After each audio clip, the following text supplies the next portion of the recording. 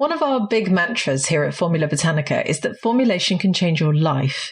And we say it all the time. And every time I say it, I realize it sounds like an enormous promise to make. But you know what? It's true. And I know this because every graduate I interview tells me how life-changing formulation can be.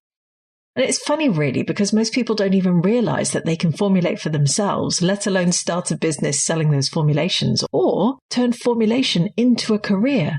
And although for many of our graduates, that career dream is to start their own skincare, hair care, or beauty business, there are actually significant opportunities for formulators even beyond the milestone of launching a brand. And today, you're going to hear the story of one of our graduates who has created a skincare empire. She is amazing. Now, most countries around the world allow you to manufacture your own skincare brand at home, but that isn't the case in Indonesia. So what would you do if you were formulating and the authorities suddenly turned up and shut down your small research lab? Well, logically, you'd go to a contract manufacturer, which is what many of our graduates end up doing anyway once their businesses take off. After all, if your brand is in high demand, you can't necessarily keep creating thousands of units of skincare or hair care in your home lab. But what would you do if that manufacturer then started having trouble with delivery times? Would you just accept it? Would you try to find another manufacturer? Would you give up? Or maybe, would you build your own factory? Well, today's interview is with Formula Botanica graduate Dewi Kao, who did exactly that.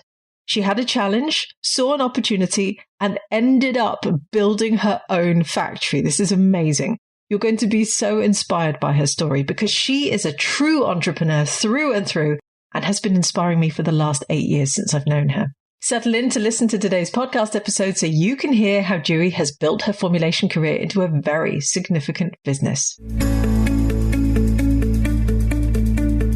Welcome to Green Beauty Conversations, the podcast that challenges you to think about how you buy, use, make, or sell your green beauty formulations. In my weekly episodes, I explore the sustainability of the beauty industry and encourage you to join me in changing the cosmetics industry for the better. I'm your host, Lorraine Dahlmeyer. I'm a chartered environmentalist, biologist, and the CEO of award-winning online organic cosmetic formulation school, Formula Botanica. We have thousands and thousands of students in over 190 countries around the world who study with us to become organic beauty formulators and entrepreneurs. Visit our website at formulabotanica.com to try our free online formulation course. And if you want to be the first person to know what's happening in green beauty, make sure you subscribe to this podcast in your favorite podcast app. So in today's episode, I'm joined by Dewi Kao, Formula Botanica graduate and founder of Skin Dewi, an award-winning skincare brand that also offers body care products made from natural and organic ingredients. And the whole brand was born from a mother's love to solve her baby's eczema. The skincare products are personally formulated by Dewi, who prides herself in formulating high-performance yet gentle and safe products that deliver results, even for people with sensitive skin.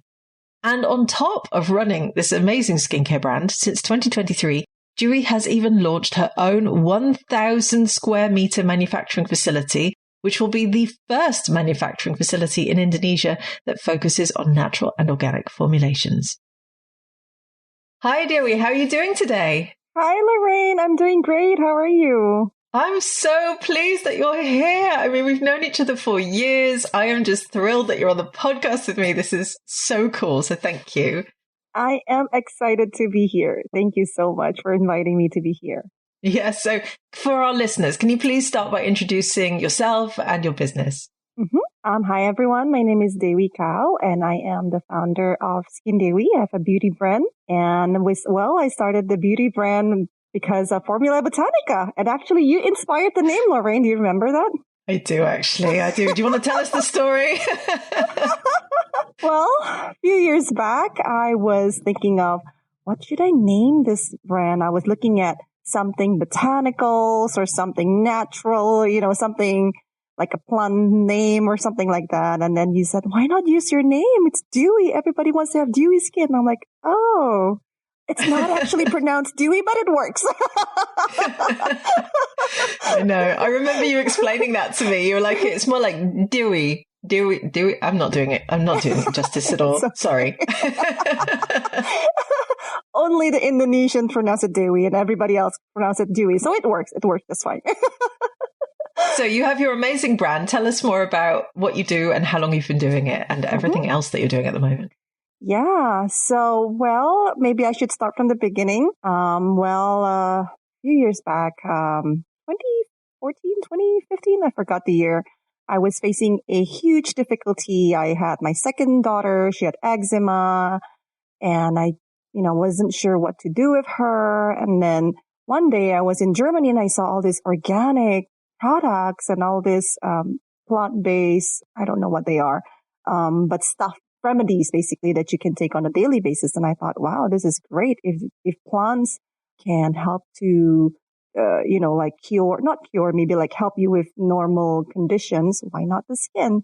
So then when I came back to Indonesia, I started looking at, I should probably take the proper education and all that. So I started looking for schools, teaching me how to formulate. And I don't know how it happened, but I stumbled upon your Facebook group. I actually don't know how I got there, but I found this amazing group and started learning so many things. And then it turns out it was Formula Botanica's public group. So then I signed up for the courses and then the rest is history. Amazing. I remember that actually. That group around the time you joined had literally a couple of hundred people in it. And now, I mean, we're at 85,000. We have 7 members of staff at Formula Botanica just to manage that group. It's like crowd control. So yeah, things have changed a little bit. But in those days, I was obviously in there all the time and I remember chatting with you. And it's really exciting to see your journey because you've not only got your skincare brand now, what else have you recently built? Yeah, since the skincare brand, I've journeyed through a number of things from, I did a online, well, not online, well, sort of online workshops. It's called Soul Dewi. So we do mindset healing kind of thing. And then I did coaching for a while. And then I also tried to run a cafe. Wow. So I had a cafe and it's filled with like zero waste store, where you can buy its things in bulk and all that. That was during the pandemic. So that did not work out. And then my recent one is, I created a manufacturing facility for the business. Amazing. And of course, we're going to go further into that in this podcast because that's really what I want to share your story and show the career progression that you've been through as well by becoming a formulator. But can we just go back even further in time? What were you doing before you became a formulator so we can paint the picture? Well, let's see. So before that, ways before that, I was born in Indonesia. I grew up in Singapore and then went to the United States. And then after graduating, I stayed in the United States for a while. So I graduated, worked there for a little while, and then came back to Indonesia in 2008. So in 2008, I didn't know what to do. I know that I want to do something. I tried career path, tried working for companies, didn't quite work out. Tried the family business, didn't quite work out. But I know that I've always wanted to run my own business. I just didn't know what or what kind of business. I dabbled here and there. I tried selling clothes.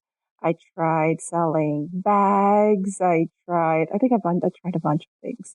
And then after that, I just stopped doing anything. I mostly a housewife. I got married, have children. And at that point, you obviously came across the idea of formulating. What made you want to become a formulator? Was it related to your child's eczema or was it more than that?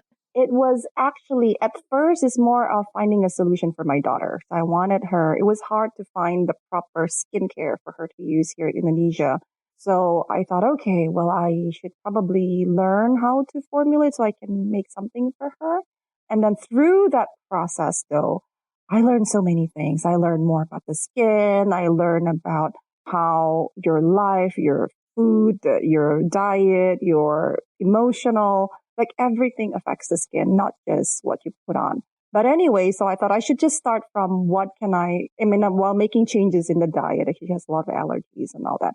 While making lifestyle changes, I thought I should create a product so that she can have something to use that is safe and good for her, nourishing for the skin. So I started to find classes and and how I can formulate using plant-based materials. Amazing. And let's talk about what you've been through since that stage. So can you walk us through the process of creating and launching Skin Dewy? Because your brand is lovely. Thank you. Yes, after I learned how to formulate, I realized that a lot of people needed this information, like all the knowledge that I've learned in dealing with my child's eczema. So I thought, I really want to give back.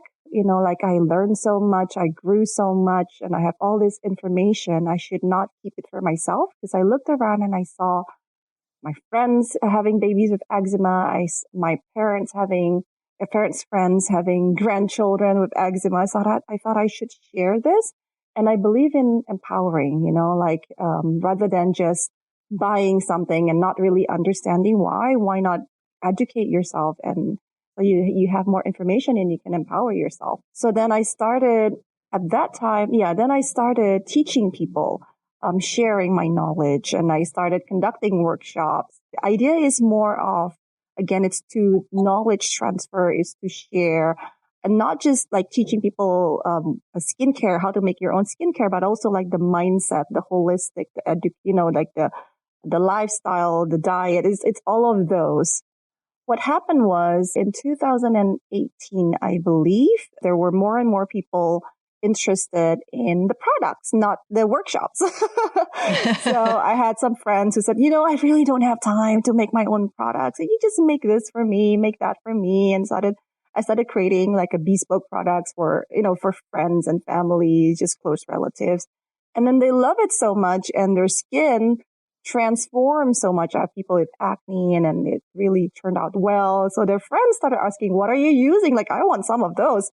So then, word got around through word of mouth. And then before I know it, I have like so many people requesting products from me. I'm like, okay, I think I should probably do this properly before I get arrested by the authorities, because they're very strict here.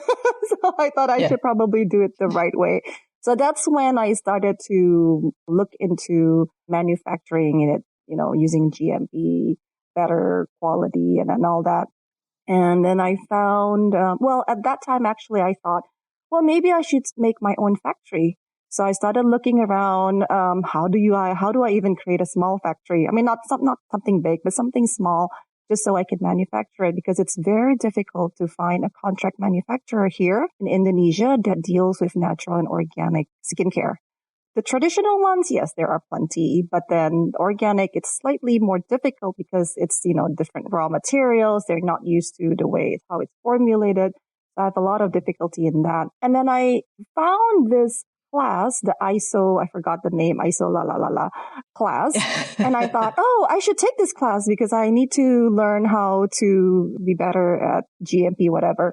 So I took it, and then I realized, okay, you probably only need this if you have like a real factory, not when you're trying to do it at home kind of thing. But through that, the course instructor actually recommended me a consultant that turns out to be my current consultant now in building my manufacturing facility.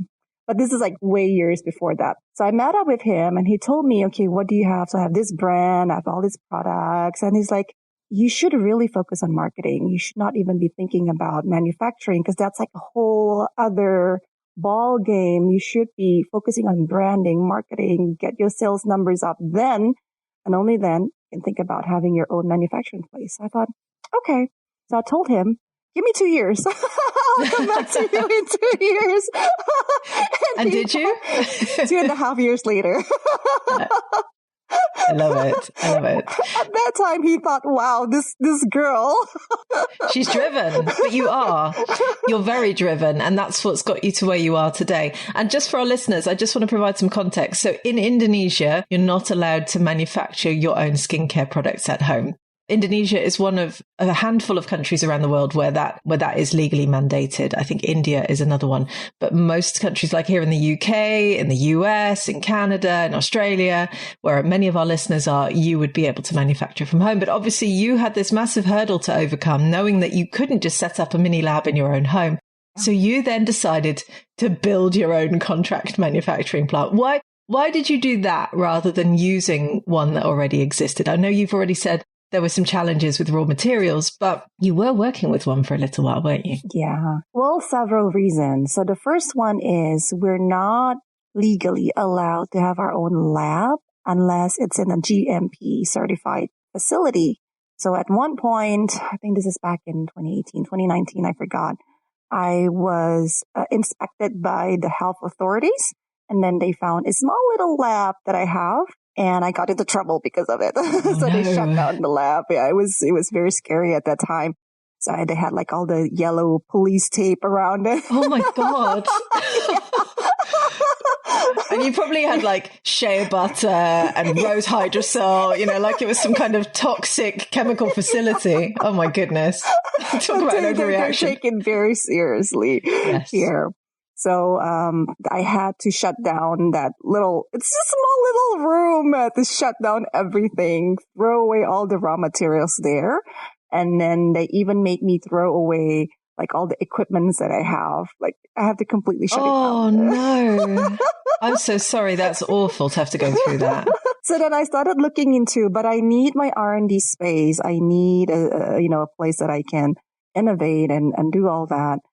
And then basically for you to legally have your own lab, it has to be like a GMP certified facility. So I looked into, okay, what does that mean to have a GMP certified lab? It's like building a small factory, basically, because they don't care how big it is. If it could be 10 meters, 5 meters, but it has to be following that guideline. So I'm like, what? I have to install all these things. Like it doesn't make sense. It's like building your own factory, basically, just for a lab. So that's why most people have the lab, not all the time, but usually inside the facility. It's just easier that way. So that's the first thing. The second thing was during the pandemic, local skincare was booming. It was like the industry was just skyrocketing. And so the place that I contract manufacture with suddenly have this line of orders. So they were limiting. Can you only create how many purchase orders? You can only have so many batches. And then the demand was rising. So I'm like, okay, how do I do this? And before that, I was getting my products within 2 to 4 weeks. Because of the long wait, I had to wait for like 3 months, 4 months.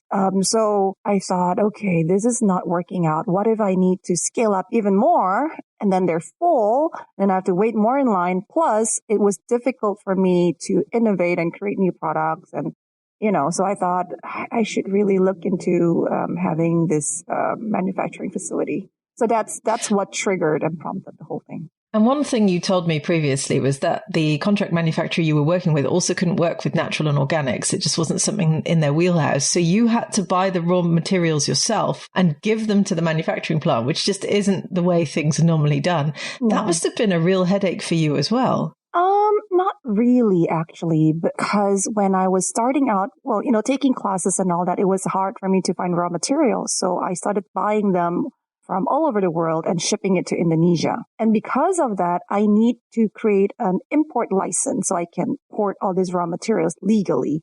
So when the time came, I was already ready. I have my import licenses. I have, sources of where to buy the raw materials from.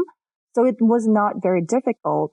It actually works out better because then I can, screen and choose my suppliers and all that. Yeah. So it worked out. That's amazing. I mean, you've basically taken some huge challenges that you faced about getting raw materials, about being able to manufacture at home, about working with a contract manufacturer who suddenly let you down in terms of delivery times. Most people would just look at that and go, oh, I'll give up, or I'm just going to go with it. I'm just going to work within the parameters they've set for me. But you didn't. You just kept going and you took these challenges and you turned them into massive opportunities. Tell me about the mindset behind this, because I think that's something that our listeners would really benefit learning from you. One thing that I did not get to at the beginning was that I know that when I do something, it has to serve a higher purpose. Like there needs to be some kind of meaning and fulfillment. So that's why I tried a bunch of things and I didn't really feel anything. I made money, sure, but it was just the money. So I didn't feel it. But with Skin Dewi, it's different. There is a purpose. There is a mission behind the brand. And so despite all the challenges, despite everything they throw at me, I need to see it through because I'm on a mission. And so we've helped. So with our products, we work a lot with people with skin issues, acne, sensitivities, and they totally transform their skin. And then you can see the lives that change because of that. They become more confident. We believe in being confident in your own skin, like in your naked skin, So all of that is driving me to keep going because I need to see it through. Yeah. I totally get it. You're trying to create something that's bigger than yourself in the world, that has meaning and impact, and you're going to see that through whatever you do. And I think that's incredibly inspiring. So tell me about the factory you've built. What's it look like? It is built in Indonesia. With the current situation now, we need to have the factory in an industrial location. So you can't be near like a city or something like that. So it took me a while to find a place that is not too small and not too big and, something that I can still afford. So I finally found one. It's a warehouse. It's in a complex, like a warehousing complex, basically. And I bought the one that is 10 by 11 by 50. So it's about 550 square meters. And then we build it 2 floors. So it's about 1,000-ish plus square meters. So at the ground floor, it's, fairly simple. I wanted to have a clean looking layout, but of course, still following the GMP guidelines and all that.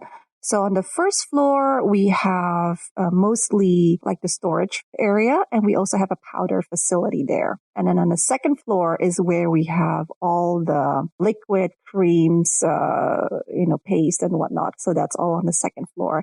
And it has an open layout. So from many different spots of the place, you can see from end to end, like what they're doing inside, what's being processed inside. So a lot of glasses, a lot of open air kind of concept. Yeah. Amazing. Do you have your lab in there now? Mm-hmm. So we have a QC lab. We have an R&D lab. We have a microbiology lab. So I have all the labs that I need. I used to send my products to Greece to do the challenge test because I couldn't find a lab here in Indonesia. Wow. And now you offer this. We don't have the license to do it for other people, but yes, we can do our own products in-house. Incredible. Okay. So what's the vision for this incredible contract manufacturing facility that you built? What are you going to try and do with it? So, with my background in natural and organic formulations, I still believe in that. So I believe we are the first contract manufacturing facility that focuses in natural and organic. So I'm really excited. I'm excited to share more knowledge around this area in Indonesia, especially because they don't really understand the difference between, what is traditional, what is natural, what is, there's still a lot of gray areas in this. So I'm excited to be the first one. I'm really excited for you as well. I think this is amazing. How many brands do you think you could have space for? It's not very big. Probably, 50 to 80. So it's not a lot. That's still a fair number to me anyway. That's really exciting. So any brands in Indonesia or Southeast Asia or anywhere really, I guess, because you could probably take on anyone listening to Diri today. If you need a new contract manufacturing facility, this one sounds incredible. So I love how you've gone from being sort of careerless. You knew you wanted to be an entrepreneur, trying lots of things out, no formulation knowledge. And now you have your own skincare brand. You have an ingredient import business, you have a manufacturing plant, and you've built basically an empire in under a decade. I think this is hugely inspiring. So how does it feel to have made this your career? That's a good question. I feel like there's still so much to be done, Lorraine, when I look back, oh my gosh, yes, I've done this, I've done this, I've done that. Then I look forward, oh my gosh, there's still more to be done.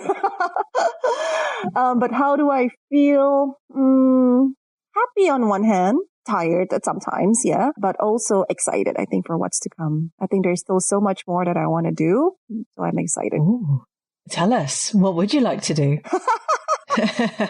What comes next? Are you buying up all of Indonesia's skincare brands? Global domination. For one, I would love to see a local, so Indonesian-based skincare brand that is premium being able to go global. That's still there's more local brands now, but not on the premium side that are going global. So I'm happy for that. But even in the country itself, they are still looking at your local. Why are you so expensive? So they still think us local being cheap and imported being better, thus being more expensive.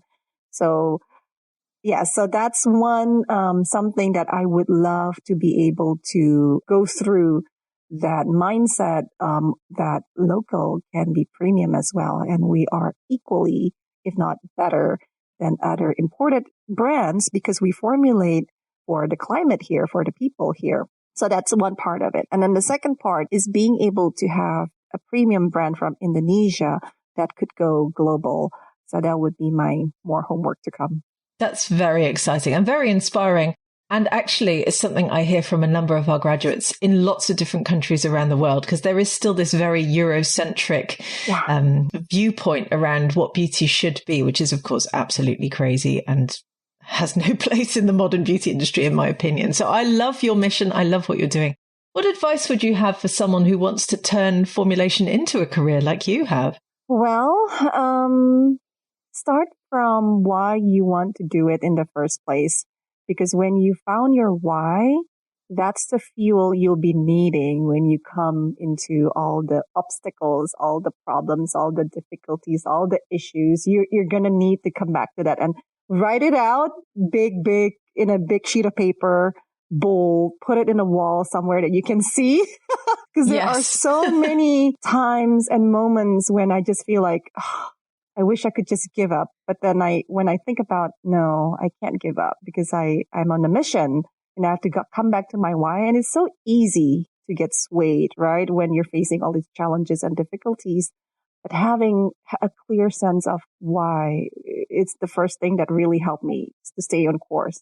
That's the first one. And then the second one is to really think about what you want to create and build and how you want to position the products, and then stay at that, like be consistent, because it's so easy to look around. Oh, look at that brand. They're doing this. Oh, that works. I want to do that too. And then you look at another brand. Oh, look at them. They're doing that.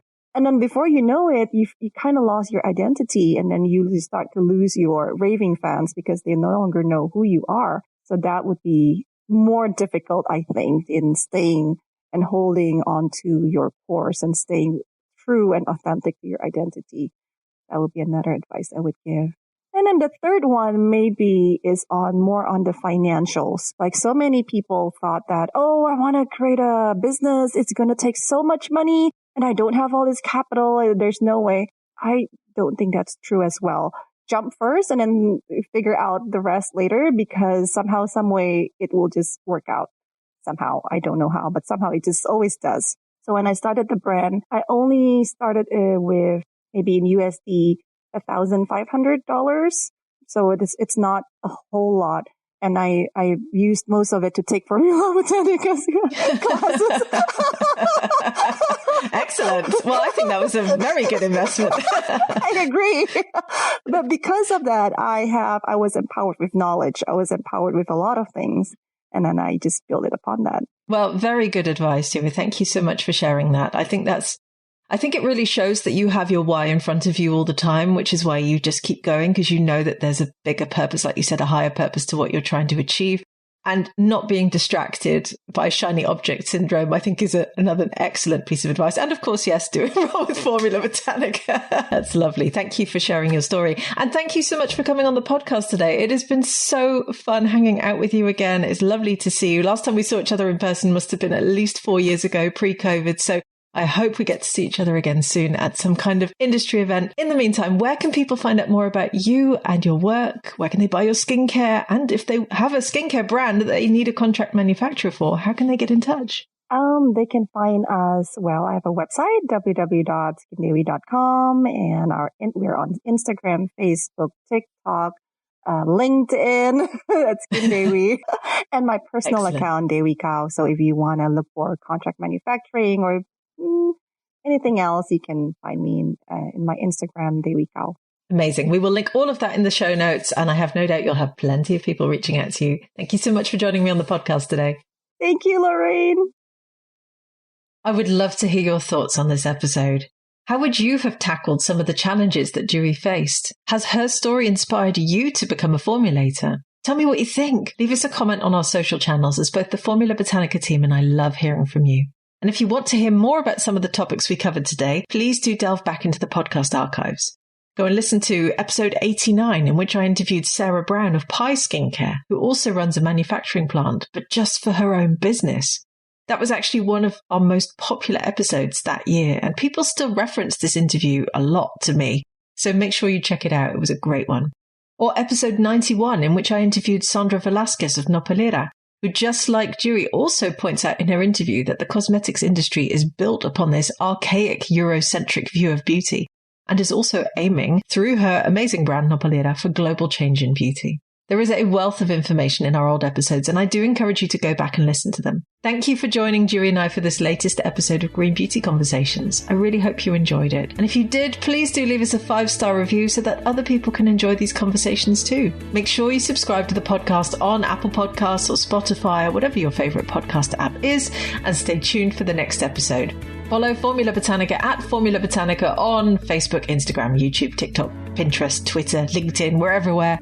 And come and give me a follow at Lorraine Dahlmeyer on Instagram. Visit our website at formulabotanica.com and sign up for our free online formulation course today.